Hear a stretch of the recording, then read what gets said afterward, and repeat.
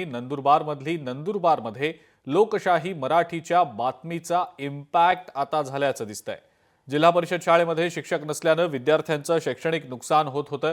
मात्र लोकशाही मराठीने दाखवलेल्या बातमीनंतर मुख्याधिकाऱ्यांकडून याची दखल घेतली गेली आणि एकही शाळा शिक्षकाविना राहणार नाही असं आश्वासन मुख्याधिकारी नमन गोयल यांनी दिलेलं आहे।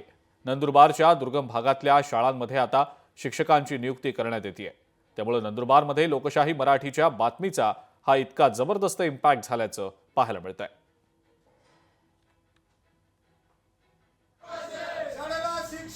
लोकशाही मराठीच्या दाखवलेल्या बातमीनंतर मुख्याधिकाऱ्यांनी या सगळ्याची दखल घेतलेली आहे आणि इथल्या शाळांमधल्या विद्यार्थ्यांना त्यांचं शैक्षणिक नुकसान होणार नाही याची ग्वाही त्यांनी देत या शाळांमध्ये शिक्षकांची नियुक्ती तातडीने केली जाईल असं आश्वासन देखील दिलंय।